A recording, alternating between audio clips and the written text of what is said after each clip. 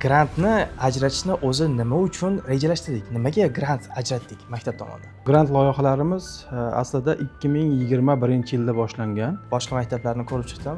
Hamma ham bunaqa katta summa ajrata olmaydi. PDP School'ni 100% bitiruvchilari hammasi universitetga kirishgan. Soft skill bo'yicha ham bizda qanaqadir bir rivojlantiruvchi yo'nalishlar bo'ladi. Bu narsa amalda ko'rsatiladigan narsa aslida 384 ta kompetensiya bor, ya'ni ko'nikma bor. Bu har biri o'sha 1-sinfdan boshlab to 11-sinfgacha bo'lgan jarayonlarni qamrab oladi. Shu loyihalarimizda chiqayotgan bolalar ertaga jamiyatda ijobiy o'zgarishlarni qilsin degan bir yaxshi niyat bor va shu niyatni amalga oshirish uchun ham biz grantlar amalga oshiramiz. Hammaga assalomu alaykum, hurmatli ota-onalar, PDP School kuzatuvchilari. PDP maktabini navbatdagi kichik bir suhbat ko'rinishida o'tayotgan podkastga xush kelibsizlar. Bugungi mehmonimiz PDP ekosistema asoschisi va ayni vaqtda PDP maktabini boshqaruvini o'z qo'liga olgan inson Odilbek Mirzayev. Xush kelibsiz aka. Salomat bo'ling. Bugungi podkastimizda kichik bir suhbatimiz bu. Ajoyib bir mavzu haqida gaplashmoqchimiz. Bu mavzu hozirda Toshkentdagi uncha-buncha maktab bera olmayotgan summa miqdoridagi grant haqida bo'ladi. Bu grantda o'zi kimlar qatnashishi mumkin, qanaqa jarayonlar bo'ladi va umumiy olganda nechta odam qatnashishi mumkin bo'ladi. Shular haqida qisqacha gaplashamiz. Odilbek aka, unda savollarga o'tsak to'g'ridan-to'g'ri. Grantni ajratishni o'zi nima uchun rejalashtirdik? Nimaga grant ajratdik maktab tomonidan? Rahmat Sirojiddin savol uchun. Assalomu alaykum hurmatli ota-onalar, PDP School kuzatuvchilari. Aslida PDP ekosistem tarkibidagi bir nechta kompaniyalarimiz bu PDP University, PDP Academy, PDP Junior, PDP School. Ya'ni bizning grantlar siyosatimiz bu birinchi yil yo'lga qo'yilgani yo'q. Avvalo shu grantlarimizni bir tarix haqida qisqa to'xtalib o'taman bu mavzuga kirish nuqtai nazaridan va keyin aynan bugungi savolimizda asosiy mavzuni ochamiz, PDP School grantini. Bu grant loyihalarimiz aslida 2021-yilda boshlangan. 2021-yilda o'sha O'zbekistonda birinchi bo'lib income share agreement deymiz, bu yerda anaqasini berib ketsak bo'ladi. Ya'ni butun dunyoda shunaqa model borki, avval o'qib, keyin pulini keyin to'lash mumkin bo'lgan model bor. Shu model yo'nalishida biz 21-yil PDP akademiyaga 200 nafar demak iqtidorli insonlarni, iqtidorli bolalarni qabul qilgandik va ular hozirgi kunda hayotda o'zlarini o'rnini topib, ba'zi yig'ilib qolamiz. O'tgan yil yig'ilganimizdagi ma'lumotni aytaman. Hozir hammalari o'sha oxirgi dastlabki 6 oydagi raqamlari 140 tasi o'sha paytda o'zi chekirganda, dastlabki o'qish boshlanishidan to o'sha 6-oygacha. Hozir o'sha o'tgan yil gaplashganimizda eng kami 30-40 million, yuqorilari bir 50 milliondan ortiq oylik olib, maosh olib ishlashyapti. Ya'ni mana shu oradan mana 4-5 yil o'tgan bo'lsa, o'sha paytda qilingan grant loyihamizni mana bugungi samarasini ko'rib turibmiz. Va ayrimlari o'sha xalqaro kompaniyalarda ishlasin degan bir niyat qilgandik. O'sha hozir mana Visa kompaniyasiga kirganda o'sha bitiruvchilarimizdan biri. Undan keyin mana 2022-yil PDP University'da grant loyihalari tashkil qilindi va bizning hamkor kompaniyalar o'sha juda katta miqdori ham mana bu yilgi bilan hisoblaganda bir 50 milliardga yaqin summaga borib qoldi. Va har yili shu PDP University talabalariga demak ehtiyojmand oilalarning iqtidorli farzandlariga grantlar beryapmiz va bu grantlarda ham bitirgan bolalar hozir mana o'zingiz ham mana shu bilan faoliyatni olib borasiz. Hayotda o'zlarining yo'lini topib, bir jamiyatimizga foydali ishlar qilishyapti. Va bu kabi grantlarimiz har loyihalarimizda bor va men har safar bir kirishganda meni niyatim nima bo'ladiki, shu loyihalarimizda chiqayotgan bolalar ertaga jamiyatda ijobiy o'zgarishlarni qilsin degan bir yaxshi niyat bor va shu niyatni amalga oshirish uchun ham biz grantlar amalga oshiramiz. Va grantlar odatda ikkita yo'nalishda bo'ladi. Endi ingliz tilida aytadigan bo'lsak, birinchisi need based, ikkinchisi merit based deymiz.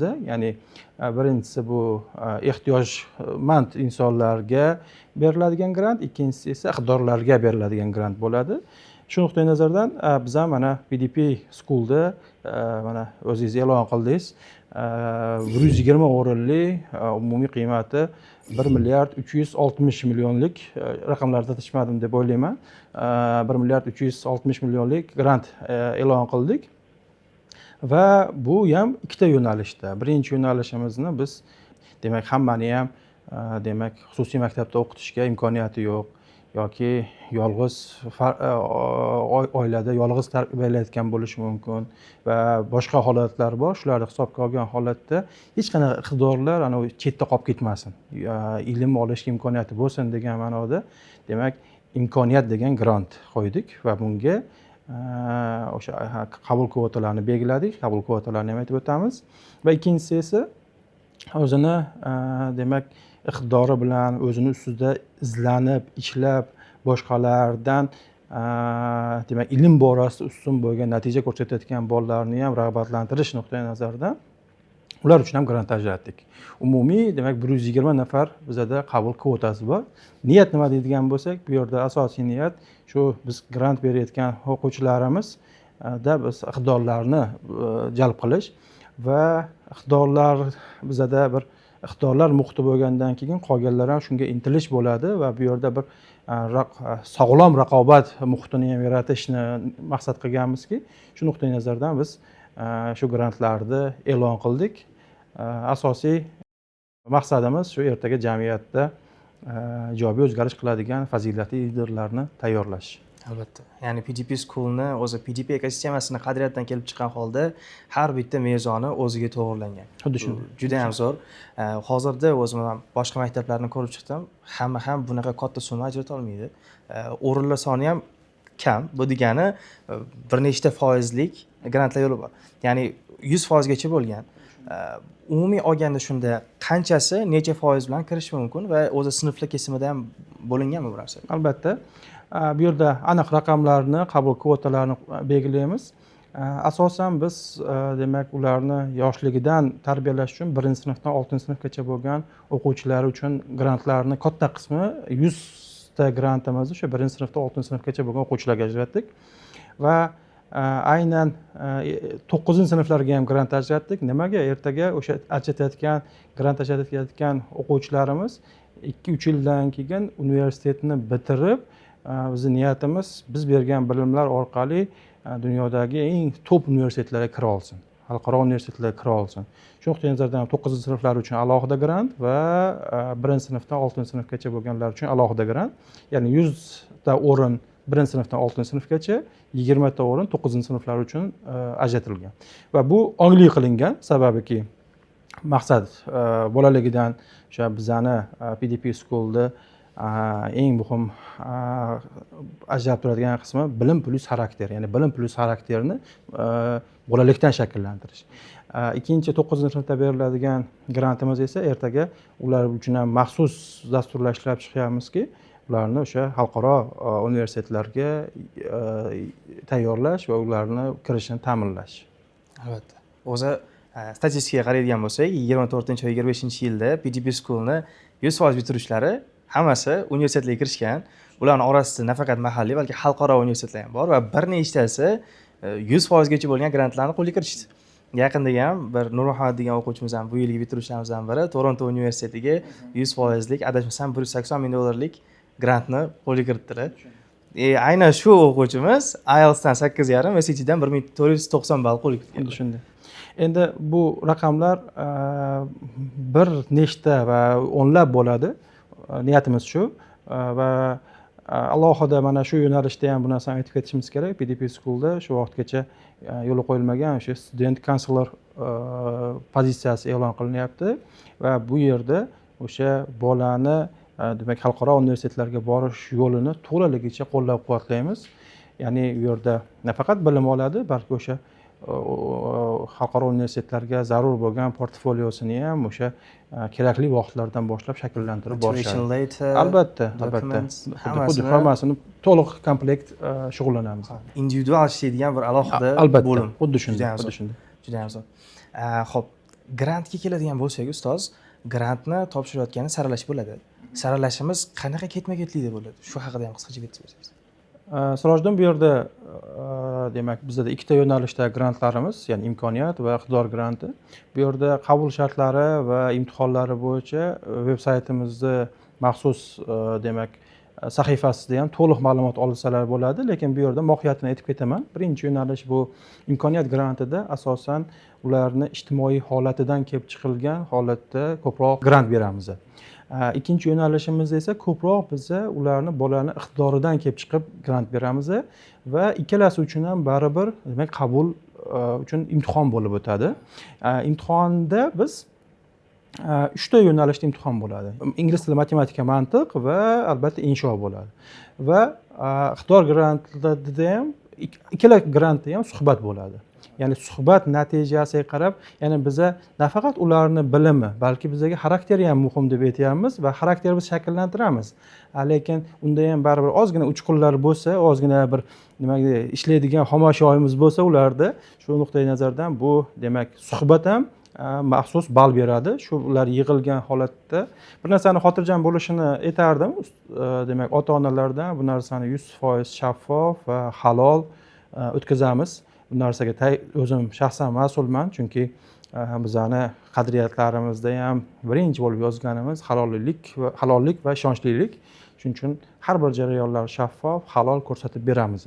Shuning uchun qabul shartlari demak batafsil bu yerda ko'rsatib ketsak ham bo'ladi. Undan tashqari o'sha veb saytda ham to'liq ma'lumot olishlari mumkin bo'ladi. Ya'ni o'zi demak ikkala yo'nalish uchun ham alohida test ham bo'ladi, suhbat ham bo'ladi.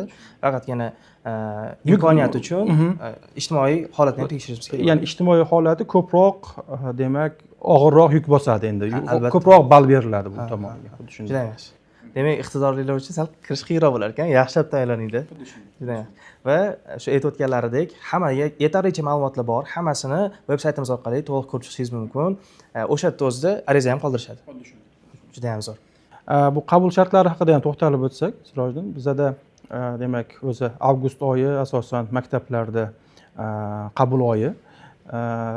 Mana bu yil endi qabullarga va maktab direktorligiga mana 1-iyuldan kirishgan bo'lsam, deyarli joylarimiz, sinflarimiz birin-ketin to'lib kelyapti. Shunday bo'lsa ham hozir ko'p sinflarimiz shakllangan va ayrim sinflarda joylar bor. Arizalarni 15-avgustgacha topshirishlari mumkin bo'ladi va 16-avgust kuni, yakshanba kuni biz demak arizalar asosida imtihonga taklif qilamiz. Saralash boshlanadi, imtihon kuni bo'ladi. Imtihonlar natijalari esa keyingi haftani yakunigacha, ya'ni 21 demak avgustgacha bo'lgan holatda e'lon qilinadi. Juda yaxshi. Ya'ni baribir qisman vaqt oladigan jarayon bor. Albatta, bu yerda biz ularni suhbat qilamiz, ularni demak natijalarini tekshiramiz va oxirgi yakuniy natijani 21-avgustda to'liq e'lon qilamiz. Uni ham veb saytda e'lon qilamiz. Hamma narsa mana bu yerda Sirojiddin yana bir narsani aytib ketishimiz kerak. Maktab boshqaruvida shaxsan o'zim kirishganimdan keyin hamma narsa raqamli ko'z bilan ko'rib yechyapmiz. Ya'ni ertaga o'quvchilarimizdan talab qiladigan narsamiz ham shu. Har qanday muammoni, demak atrofidagi masalani raqamli ko'z bilan hal qila oladigan mutaxassis demak sifati bor. O'sha bitiruvchi portretimizda va bu narsani o'zimiz amalda ko'rsatib beramiz, xudo xolasa. Juda ham zo'r. Yana bir men uchun qiziq narsa bo'ldi. Bu xarakter sifatida gapirdingiz. Ya'ni bilim plus xarakter bu bizni hozirgi bitiruvchi portretimizning asosi. Mana shu xarakterda hozir umumiy oladigan bo'lsak, bu soft skill ga kiradi, to'g'rimi? Soft skill bo'yicha ham bizda qanaqadir bir rivojlantiruvchi yo'nalishlar bo'ladimi? Albatta. Bu yerda bu narsa amalda ko'rsatiladigan narsa aslida. Endi shunday amalda bo'lsa ham men biroz jarayonlarni qisman aytib o'taman. Men nimaga intilyapman PDP Schoolda shu vaqtgacha mana IT maktab deb pozitsiya qilardik. Ya'ni bundan biz voz kechmayapmiz. Lekin meni niyatim va men qarashim qanaqaki, bu yerda o'zini oldiga qat'iy maqsad qo'ygan va shu bilan intizomli ravishda oldiga bora oladigan, mehnatkash, yaxshilik yo'lida xizmatchi bo'ladigan bolalar bu. Bu kichkina tushuncha emas, bu esa bolalikdan har kuni mashqlar orqali bajariladi. Bizada aslida kichik narsani, tarbiyada kichik narsani o'zi yo'q-da. birinchi sinfda masalan Lego Education o'tadigan bo'lsak, o'sha Lego darsini o'zi oladigan ilmi bitta jarayon bo'lsa, o'sha Legoni instruksiyasi bo'yicha darsga kirish va uni to'g'ri tartiblash alohida bitta ko'nikma sifatida o'rgatiladi. Ya'ni biza xarakter deganda ana bizada tarbiyali degan tushuncha bor. Ko'pchilik jamiyatda tarbiyali deganda birovga ortiqcha gapirmaydigan, kamsuqum, chiroyli, muomalali, bir so'z bilan aytganda odobli bola. Men buni inkor etmayapman. Bularga qo'shimcha ravishda bizga kerak bo'ladi xarakter. Xarakter degani qat'iyatli insonda. Ya'ni maqsad qo'ydimi, o'sha maqsadga erishishga jiddiy jahd bilan kirisha oladigan inson. Bu esa ertaga muvaffaqiyatlariga katta bir turtki beradigan jihat va bu narsani har bir o'quvchimizda shu narsa shakllanishiga men intilaman. Bu narsa chunki men hayotda endi kuzatishga harakat qilaman. Hamma muvaffaqiyatli insonlar ham juda chuqur bilimli bo'lmasligi mumkin. Juda chuqur bilimli bo'lmasligi mumkin. Lekin bu yerda bilimni ikkinchi darajaga qo'ymoqchi emasman. Lekin hammasi ham bunaqa chuqur bilimli yo'q. Ilmi juda chuqur emas bo'lishi mumkin. Lekin hammasi xarakterli. Hammasi o'sha aytdimi qiladi. Biror narsaga kirishdimi jiddiy jahd qilib oxiriga boradi. Yoki bo'lmasam unda o'sha yetakchilik qobiliyatlari bor. Shular bilan natija qilayotgan insonlar ko'p. Ya'ni lekin agar bu narsaga boyagi xarakterga ilm qo'shiladigan bo'lsa, endi bu juda ham katta kuchga aylanadi. Shu narsa men uchun bitiruvchi portretdagi muhim jihat. Chunki ertaga o'sha bizani bitiruvchimiz ertaga shu falsafani, shu qarashni o'zi borgan jamiyatda tarqatishni xohlayman. Universitetda bo'ladimi, ertaga o'zini demak mehnat faoliyatida bo'ladimi, o'zini tadbirkorlik faoliyatida bo'ladimi, mana shu narsa demak bersa biz o'sha maqsadimizga erishgan bo'lamiz. Mana shu uchun harakat qilyapmiz deb aytish mumkin. Juda ham zo'r. O'zi hozirgi suhbatdan keyin men o'zimga ham yana yaxshiroq tushunarli bo'ldi. Ba'zida emas, o'zi juda ham ko'p maktablar o'zini pozitsioneriyasi qilib tarbiyani qo'yadi, lekin hozirgi vaqtda tarbiyani o'zini berish yetarli bo'lmay qolganda va shu uchun ham fazilatli liderlik deb nomlab bu ichiga hammasini olib kirganimiz bu juda ham bir alohida e'tiborga qaratish mumkin bo'lgan pozitsionирование bo'ldi va o'ylaymanki bu narsa orqali, bu yo'nalish orqali juda ham ko'pchilik o'quvchilarga foyda keltira olamiz. Xudo xolasa. Endi Sirojiddin bu yerda bu narsani men ko'proq amalda ko'rsatmoqchiman, lekin shunday ham bo'lsa bir e'lon qilish nuqtai nazaridan aytib qo'yaman. Mana insonni bir muvaffaqiyatli inson deydigan bo'lsak, bir muvaffaqiyatli insonda avvalo hamma narsa Alloh fazli bilan bo'ladi. Bu narsaga ishonchimiz bor. Lekin biz sabablar nuqtai nazaridan qaraydigan bo'lsak, biz ta'sir ko'rsata oladigan narsalar bor, ta'sir ko'rsata olmaydigan narsalar bor. Biz qanaqadir bir ijtimoiy muhitda tug'ilganligimiz, ota-onamiz kim bo'lishi, qaysi davlatda, qaysi sharoitda tug'ilganimiz bizani tanlovimiz emas. Lekin bizning tanlovimiz bo'lgan narsalar bor. Har kunlik qarorlarimiz. Va har kunlik qarorlarimiz bizga odatlarimizni shakllantiradi. Ya'ni har kunlik harakatlarimiz, qarorlarimiz bizga odatlar shakllanadi. Odatlar takrorlangan sari bu ko'nikmalarni beradi. Ko'nikmalarni yig'indisi esa bizga xarakterni beradi. Va xarakter aytish mumkin bo'lsa inson taqdirini hal qiladi. Boyagi qismga qo'shimcha qiladigan bo'lsam, fazilatli liderlik yo'nalishimizda 384 ta kompetensiya bor, ya'ni ko'nikma bor. Bu har biri o'sha 1-sinfdan boshlab to 11-sinfgacha bo'lgan jarayonlarni qamrab oladi va hammasi ana o'zining mas'uliyat zonalaridan kelib chiqadi. Birinchi mas'uliyat zonasi bu o'zimiz haqimizdagi demak narsalar, ya'ni o'zimizga tegishli bo'lgan demak ko'nikmalar. Ikkinchisi atrofimizdagilarga ta'sir qiladigan ko'nikmalar. Uchinchisi jamiyatga ta'sir qiladigan ko'nikmalar. Uchinchisi butun globalga ta'sir qiladigan ko'nikmalar. Va hamma ko'nikmalar yig'indisi boyagi so'zga yana qaytaraman, xarakterni shakllantiradi. Men uchun ana maktab bolasini sumkasini tartiblash ham bu bitta alohida ko'nikma. Ya'ni hozir qo'polroq bo'lsa ham aytaman, bolaning sumkasining ichida kechagi qolgan hot dogi ham bor va naskisi ham bor va futbolni kiyimi ham bor.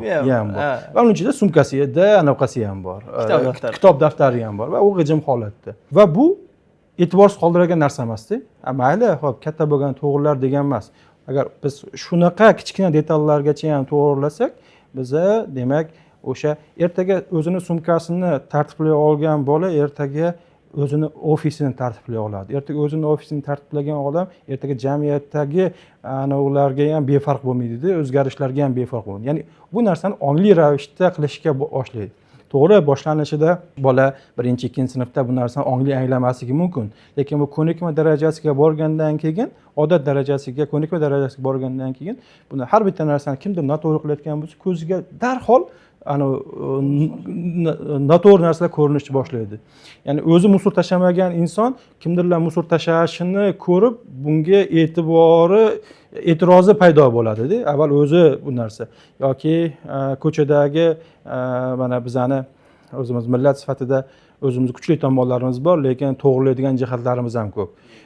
Va shu jihatlarni ham ko'ra oladi va imkon qadar o'zi o'zgartira oladi.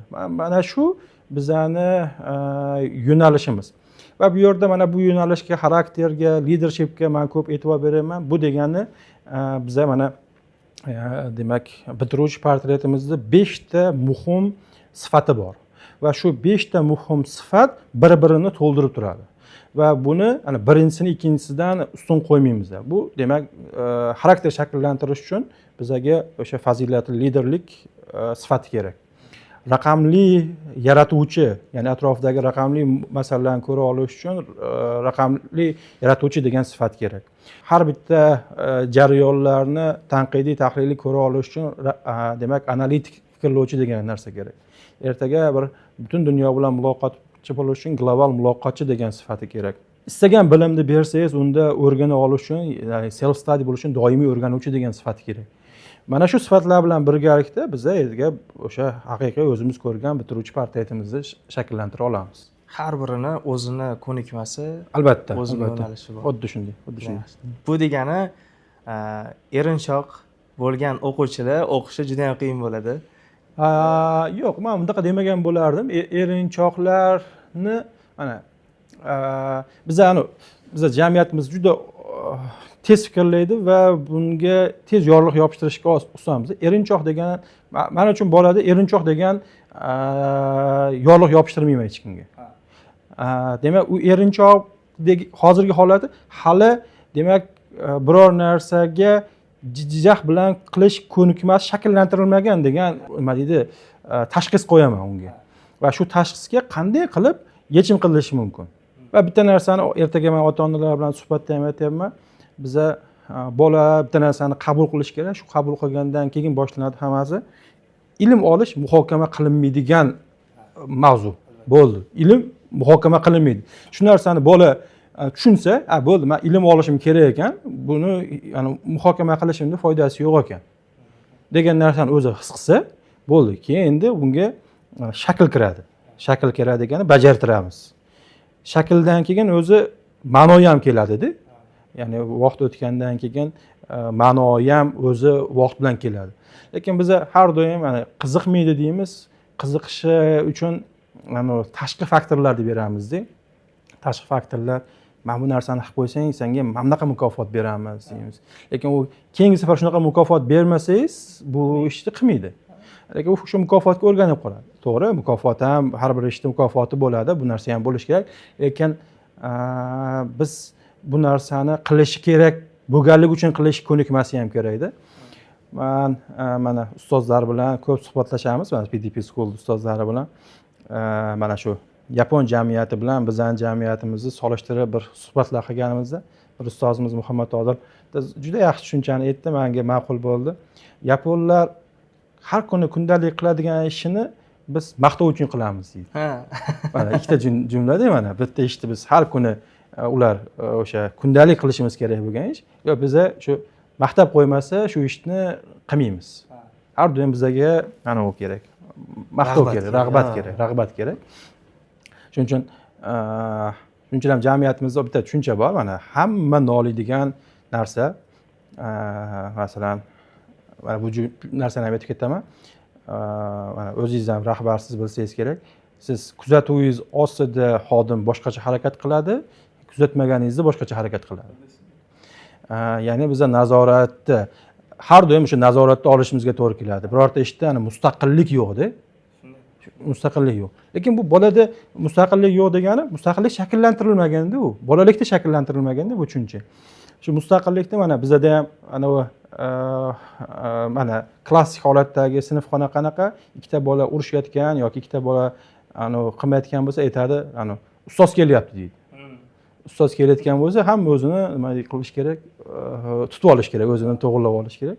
Ya'ni bizga nazorat bo'lsa boshqacha harakat, nazoratsiz bo'lsa boshqacha harakat. Shuning uchun bu yerdagi xarakter degan ma'no nazoratsiz ham o'zi ongli ravishda qarorlar va harakatlar qila oladigan, demak, jamiyat vakillarini tayyorlash. Men juda ko'p narsa oldim degan hozir to'g'risi. Umuman olganda tushungan narsam bu erinchoqlik yoki qiziqmaslik bu shunchaki bahona. Bahona. Bu juda ham oddiy bahonalardan biri va shuni o'zini ota-onalar qo'yib shunchaki ketayotgandek ko'rindi. Va bu osonda, tezda anaqasi, nima deydi? Tashxis qo'yib qo'yish juda osonda, mana bo'ldi. Bu qiziqmaydi, erinchoq, bo'ldi. Yo'q, u hozir shu qiziqishi shakllantirilmagan. Lekin noto'g'ri pozitsiya degan umuman olganda. Va agar bu yo'nalishga ketadigan bo'lsa, ota-onalarning ham yordami kerak bo'lar ekan. Albatta, chunki men hali mana 2 haftadan beri Sirojda mana biza shu yangi sahifa nomli taqdimotimizni nimalar o'zgarganligini ota-onalar bilan gaplashyapmiz.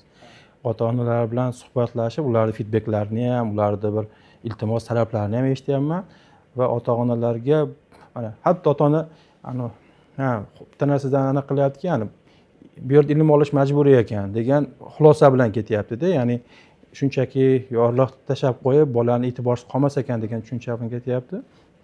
Bu tushuncha yaxshi va bu bizga katta mas'uliyat yuklaydi. Ya'ni biza men mana bu yerda ham bitta tushunchani yetib ketishimiz kerak. Klassik holatdagi maktabda ota-onalar qanaqa? Men qabuldagilar bilan shu bo'yicha so'radim. Bizada kelayotgan ota-onalarni qanaqa kategoriyalarga bo'linadi deb so'radim.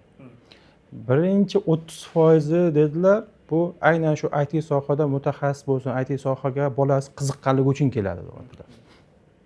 Ikkinchi 20% esa birinchi 50% dan boshlab 50% deydi shu to'g'ri muhit bo'lganligi uchun beradi. Va to'g'ri muhit bo'lganligi uchun va qulog'i tinchish uchun beradi.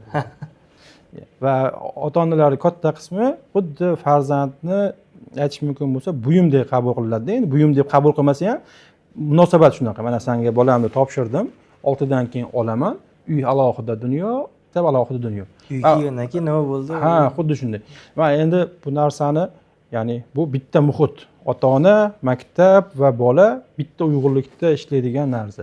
Va ertaga mana hozir tarbiyachi, tutor ustozlarimiz bilan ham bu narsani ishlayapmizki, men ertaga farzandni nechida uxlashigacha nazoratini olib bormoqchiman. Chunki 12 da uxlagan bola ertangi kuni yo'q deganida. Chunki ertangi kuni bo'ldi, kun davomida professorni olib kirib qo'ysangiz ham yoki istagan bir inson olib kirib qo'ysangiz ham bo'ldi. Istagan ma'lumotingizni qabul qilmaydi u. Qabul qila olmaydi, chunki u jismonan charchagan. Unga hozir eng to'g'ri narsa uxlash kerak u. Dam kerak. Lekin agar u o'sha belgilangan vaqtda kamida 10 dan oldin uxlagan bo'lsa va o'sha normasi bo'yicha 8 soatgacha bo'lgan uxlagan uyqusi bo'lsa, ertaga ham darsga tetik keladi. O'sha ertalab yetarli nonushtasini qilib, o'ziga oziq-ovqatini to'g'ri. Men hali endi hamma narsani Sirojdan mana yoritmayapman. Hali nima uchun yoritmayapmiz? Amalda ko'rsatmoqchiman-da ko'p narsani. Mana ratsionlargacha kirishganman, lekin ratsionlarda ham o'sha kunlik demak, oqsil miqdori qancha bo'lishi kerak, qancha uglevod yeyish kerak, qancha vitaminlar yeyish kerak, qancha kalsiy uchun qancha sut ichish kerak, hammasi nazoratga olmoqchiman. Chunki bu kompleks tushuncha-da, kompleks tushuncha. Shuning uchun bu jarayonlarni endi amalda qilib, amalda yoritib boramiz. Shuning uchun so'z kelganda aytyapman, xudo xolasa endi jarayonlarni ko'rsatib boramiz. Albatta, xudo xolasa. Va bugungi o'zi asosiy mavzuyimiz grant haqida edi. Bu hammasi ketma-ketlikda shu narsaga olib keldi. Ya'ni o'zi nima uchun eng katta qismni, grantning eng katta qismini 1-6 sinflarga ajratganimizni mohiyati bo'ldi. Chunki hozir har bir etilgan etapni ketma-ketlikda qilmaydigan bo'lsangiz, bu narsa oxirida ishlamasligi mumkin-da. O'zini natijasini ko'rsatmaydi. Ya'ni yana bir narsa juda ham menga yoqdi. Xarakterni ko'pchilik o'zgartirib bo'lmaydi deydi. Lekin maktabda shu boshdan boshlanadigan bo'lsa, uni ham bemalol o'zgartirish mumkin. Ya'ni kuchli xarakterli inson o'zi shundoq ham o'zidan o'zi paydo bo'lib qolmaydi-da. Ya'ni mana shunaqa jarayonlardan o'tgandan keyingina bo'ladi. Juda ham yaxshi. O'ylashimcha hozirda barcha savollarga javob oldik. Agar yana qo'shimcha savollaringiz bo'ladigan bo'lsa, bemalol maktabimizga kelishingiz ham mumkin, qo'ng'iroq qilishingiz ham mumkin yoki eng to'liq ma'lumotni ustozim aytganlaridek veb-saytimiz orqali olishingiz mumkin. Hujjatlarni topshirish yoki qabul jarayoni bo'yicha yana qisqacha ma'lumotni esa opisiyaniyada ko'rishingiz mumkin. Dokumentlarni ham, veb-saytimizning linkini ham shu yerda qoldiramiz. E'tiboringiz uchun kattakon rahmat. Ustoz, sizga ham rahmat. Salomat bo'ling. Rahmat.